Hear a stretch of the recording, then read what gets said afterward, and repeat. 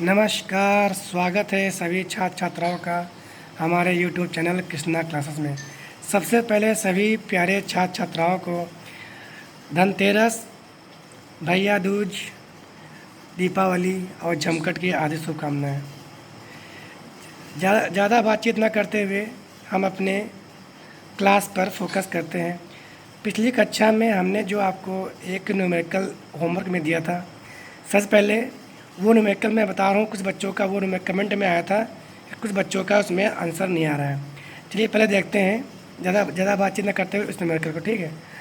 तो इससे इस न्यूमेरिकल में हमारा जो दिया था, जो कैपेसिटर, ये जो हमारा कैपेसिटर था ये 3 माइक्रोफैराड का था, ये कैपेसिटर 3, और ये हमारा 3 माइक्रोफैराड का कैपेसिटर। इसको हम मान लेंगे C1, ये मान लेंगे C2, ये मान लेंगे हम क्या C3, ठीक है। ये हमारा टर्मिनल 1, ठीक है।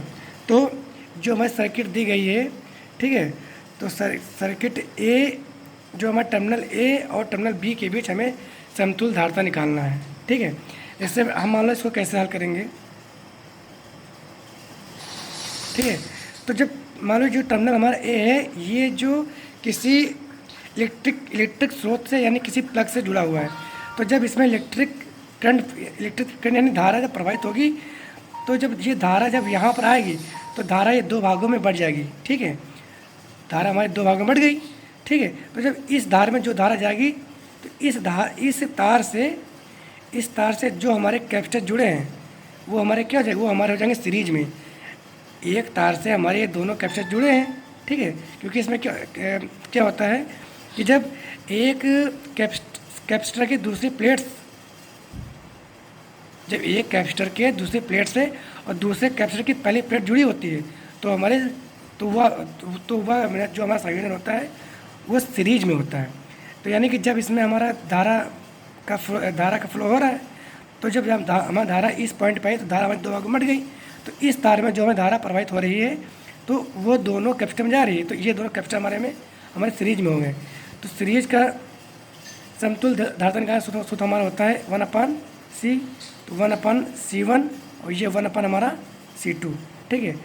तो अभी यहाँ पर टोटल हमारा समतुल्य धारिता निकलेगा नहीं, तो इसको मान लेंगे 1/ ये C डैश, और 1/C1 का मान हमारा है 3 और C2 का मान है हमारा 1/3 माइक्रोफैरड, ये हमारा माइक्रोफैरड, ठीक है। तो 1/C डैश, ठीक है। तो इसका हमारा एलसीएम हो जाएगा 3 माइक्रोफैरड और 1 प्लस का 1/C डैश, ये हमारा हो जाएगा 2 और ये 3 माइक्रोफैरड।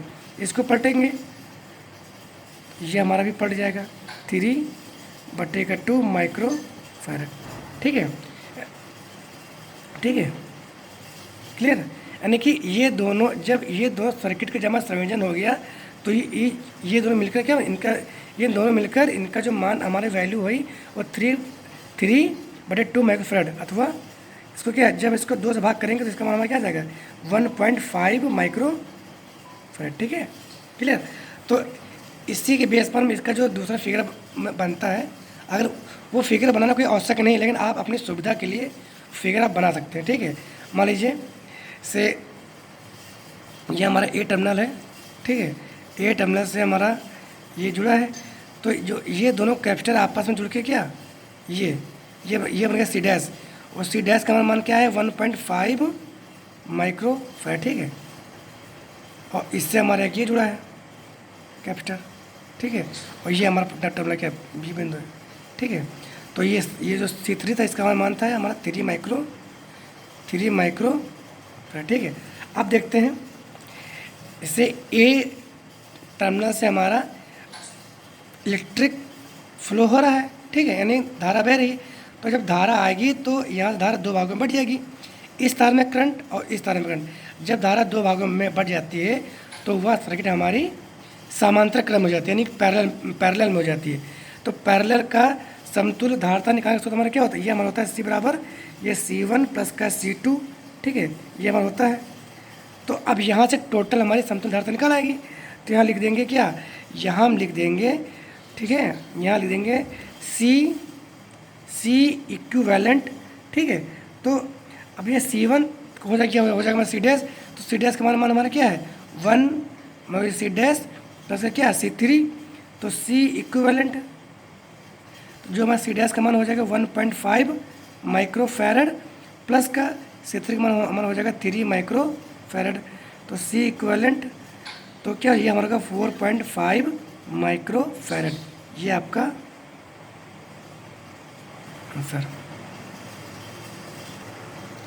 अब इसके बाद न्यूमेरिकल को थोड़ा से हम विश्राम देंगे। अभी इस चैप्टर में जो थ्योरी बाकी है उस थ्योरी को कंप्लीट कराकर फिर आगे के हम अंक के प्रश्न सारे करवाएंगे। ठीक है बच्चों, क्लियर? क्योंकि जब पहले थ्योरी क्लियर हो जाएगी तो उसके बाद जो आगे इसके जो और टफ न्यूमेरिकल आएंगे वो आपको और अच्छे से समझ में आएंगे। तो उसके लिए पहले आपको थ्योरी हो जाए, उसके बाद आपको न्यूमेरिकल कराते हैं। ठीक है, जो बोर्ड में आए हैं और जो बोर्ड में आने वाले हैं इम्पॉर्टेंट। इसी क्रम में आगे बढ़ते हैं। समांतर प्लेट संधारित्र की धारता के लिए व्यंजक हमें प्राप्त करना है। ठीक है ना? तो ये जो थ्योरी लिखी है सिर्फ इसी फिगर्स लिखी है। ठीक है, इसको आपको कुछ रटना नहीं है, कुछ याद नहीं करना है, सिर्फ समझना है। तो लिखेंगे माना एक समांतर प्लेट संधारित्र 2 प्लेट x और y से मिलकर बना है। प्लेटों का क्षेत्रफल कैपिटल A है, तो प्लेटों के बीच की दूरी हमारी d है। लिखेंगे प्लेटों के बीच में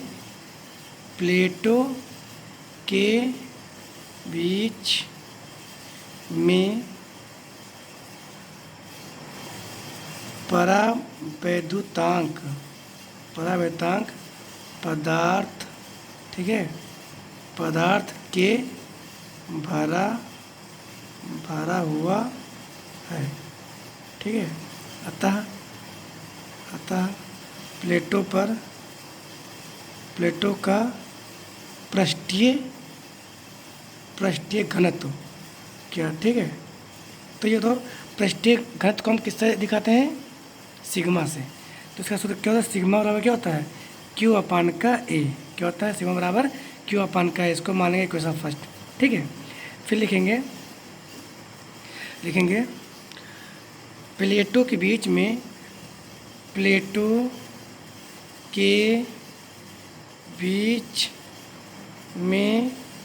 प्रत्येक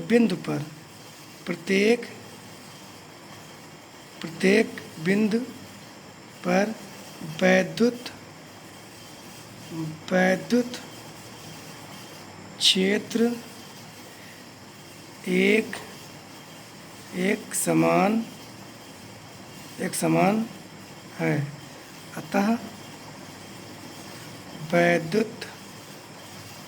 वैद्युत क्षेत्र की तीव्रता, यानी बोलते हैं इंटेंसिटी। तो वैद्युत क्षेत्र की तीव्रता को किससे दिखाते हैं? कैपिटल ई से दिखाते हैं, कैपिटल ई से। तो ई बराबर हमारा क्या होगा? ये हमारा ई बराबर होगा सिग्मा के एप्सिलॉन नॉट, इसको क्या बोलते हैं? एप्सिलॉन नॉट या एप्सिलॉन 0। ठीक है, इसको हम मान लेंगे इक्वेशन 2। क्या मान लेंगे? इक्वेशन 2 मान लेंगे। ठीक है, अब लिखेंगे ठीक, तो सुन भाई, लिखेंगे प्लेटों के बीच में अतः प्लेटों के बीच उत्पन्न विभवांतर। क्या लिखेंगे? विभवांतर। ठीक है, तो ये क्या होता है? ये मतलब V बराबर E इंटू डी को मान लेंगे इक्वेशन 3 मान लेंगे। ठीक है, तो लिख देंगे equation 2 value put in equation 3। ठीक है, तो जो हमारी इक्वेशन ई का मान आया इसको 3 में रख देंगे। ठीक है, यहाँ पर देख रहे ना? तो क्या रखेंगे? V बराबर हमारा, ठीक है, ई का मान क्या है? सिग्मा और सिग्मा के एप्सिलॉन 0 और ये हमारा इंटू डी। ठीक है, अब सिग्मा का मान समीकरण 1 से रखने पर, ठीक है, तो सिग्मा का मान क्या है? सिग्मा मान हमारा है Q अपान का A है। क्या है हमारा? Q अपान का है, तो रखेंगे सी बराबर। तो सिग्मा का मान हमारा आया है Q अपान का मान लो ये A है, A के एप्सिलॉन 0, ये हमारा D। क्लियर? इतनी बात क्लियर ना? अब देखिए संधारित्र की धारिता का हमारा सूत्र क्या होता है, हमारा होता है C बराबर क्या होता है Q अपन का V, क्या होता है C बराबर Q अपन का V। ठीक है, तो ये मान लो हमारे इक्वेशन क्या है, इक्वेशन हमारी 4 है। तो V का मान समीकरण 4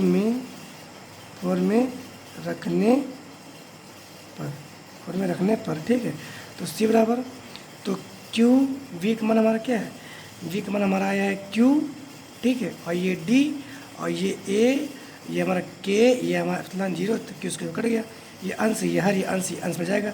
C का मान हमारा क्या हो जाएगा, ये हमारा K A एप्सिलॉन 0, ये हमारा D। गुणे में तो हम संख्या आगे पीछे कर सकते हैं, इसमें कोई दिक्कत नहीं।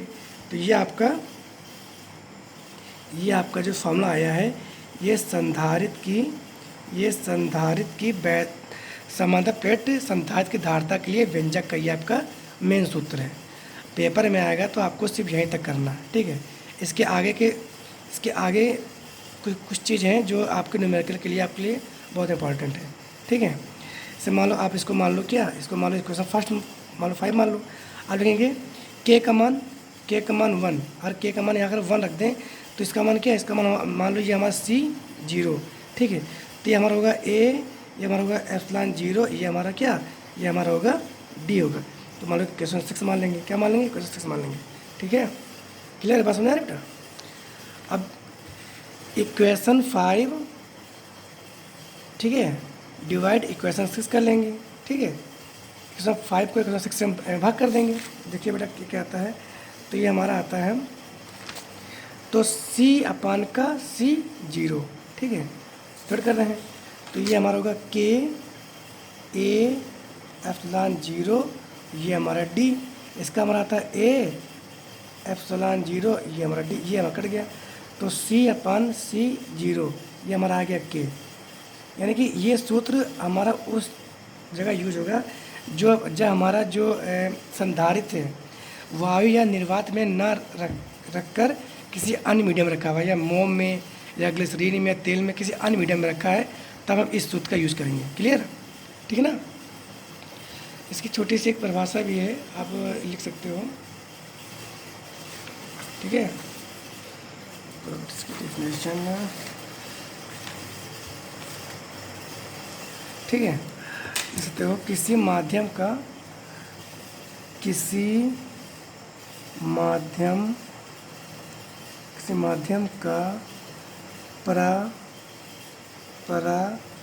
परावैद्युतांक, उस माध्यम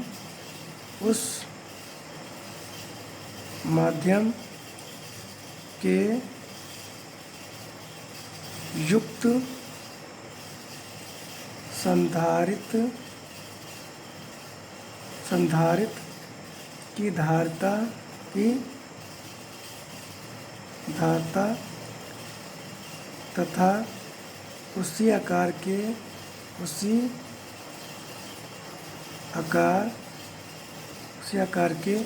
वायु संधारित्र की धारिता के अनुपात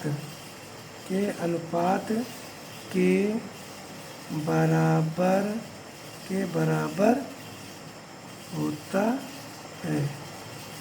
देखिए, यानी कि जो ये हमारा आया था, ये हमारा मान आया है, ये जब वायु या निर्वात पर रखा होगा, ठीक है, और जब किसी अन्य मीडियम में रखा होगा तो उसको दिखाएंगे C 0 या C 0 से, ठीक है। तो हमने 5 और 6 में डिवाइड कर दिया। तो जो हमारा सूत्र आया है ये तभी यूज़ करेंगे जब हमारा मीडियम वायु या निर्वात में ना होकर किसी अन्य मीडियम में रखा होगा। तो उस जगह पर हमको C 0 का मान हमें दिया होगा या हमें K का मान दिया होगा, ठीक है।